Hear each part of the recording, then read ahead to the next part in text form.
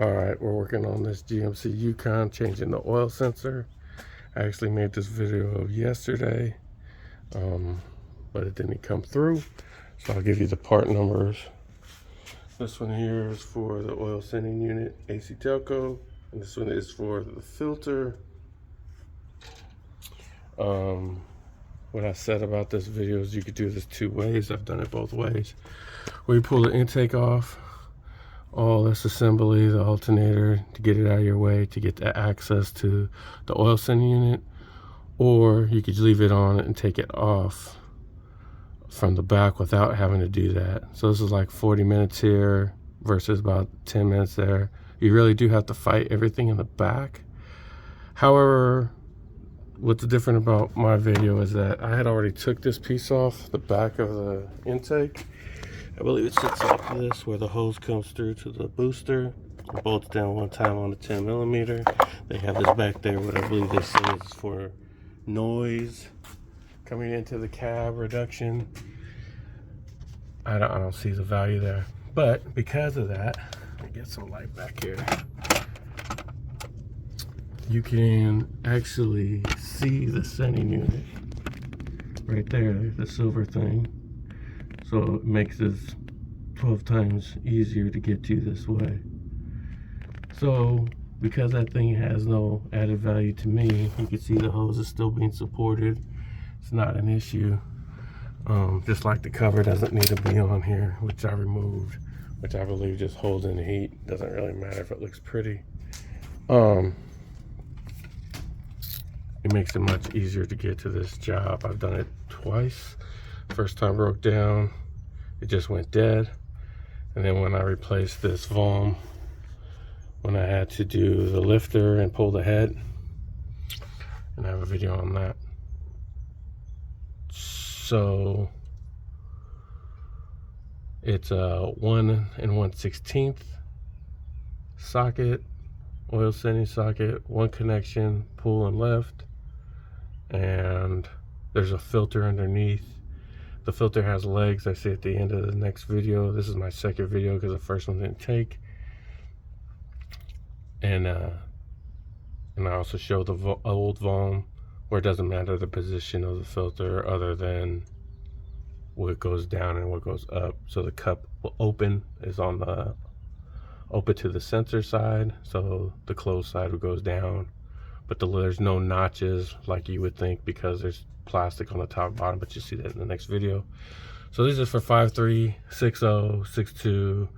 I would say probably 2002 to, I don't know, 16. Anything with this 5.3 LS block with this on-demand 4-cylinder, 8-cylinder mode setup. Either way, that's my introduction that I'm redoing. All right, so we'll get into the video. Thanks.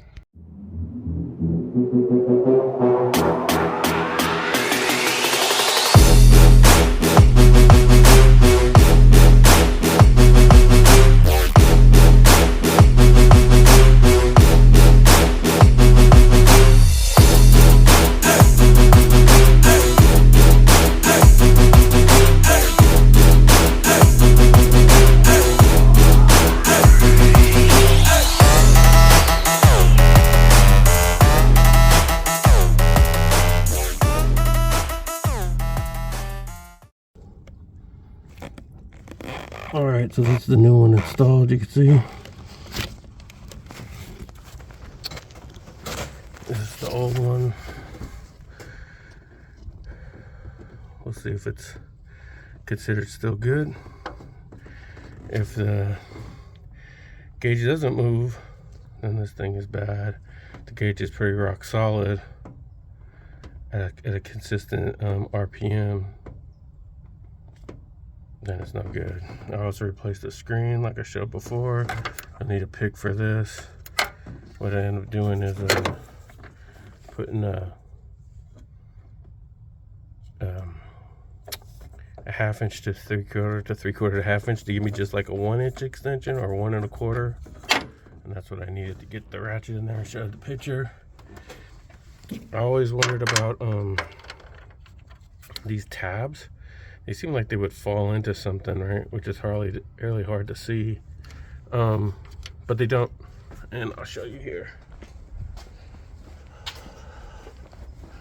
And I spun that one on just for GP. This one I replaced this VLOM. And so this one has the same setup. But if you look down in there, I don't know if you could see good enough, but it's flat. There's no notches. You can see it now a little bit better. I'll get a flashlight if you like. And then so I replaced this. Everybody said to replace them when you do the lifters, so I did that. That was the darn part number for that. But anyway, yeah, so this, just drop it in and you're done. So right now I'm just gonna clean it up. I'll start it up, make sure there's no leaks, clean up this little bit of mess, and show you the gauge if it's still fluctuating or not. Man, how do we get this light on? There we go. Oh yeah. Dry as a button. We'll take it. Let's check out the if it's moving.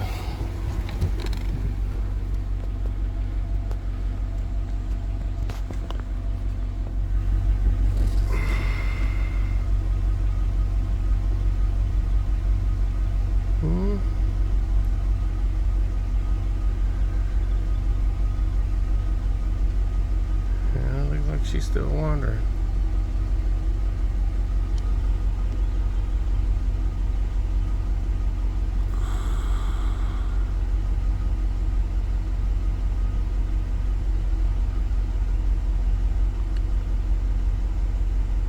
Looks like it kind of settled down. I'm not sure. We'll have to hoover ride it around. See what it looks like when it warms up.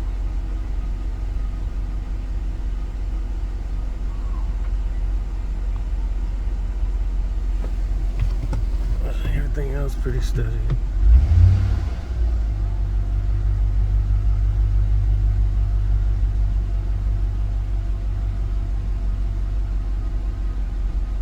So the idle come down, they come down.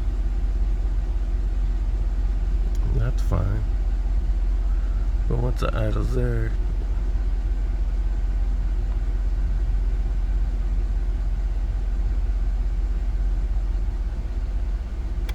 possibly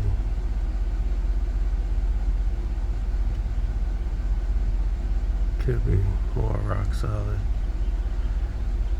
I'll show you the other video. It was definitely moving. You could see it like at least, I would say 3 to 4 pounds. And this one might just be moving like a pound, which ain't nothing. Figure however the engine's running. We'll see how it does. That's trying to dip now.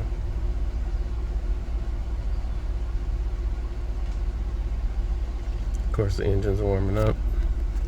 Haven't drove this all day. I think it's good enough for now. We'll see if I can update it, how it goes. Alright, thank y'all. Like and subscribe. It's a 07, but basically all the 5.3s, 6.0s, 6.2s, they all have that sensor back there. Like I said, I've done it both ways. You can pull the intake when I had to head off to do the lifters or lifter. And then I done it the other way with that giant plastic thing that don't need to be back there. So if you can get that intake off, you can rip it off, or if you pull that one and then the hose for the brake booster, that's it, man. It's night and day. All right, y'all, like and subscribe.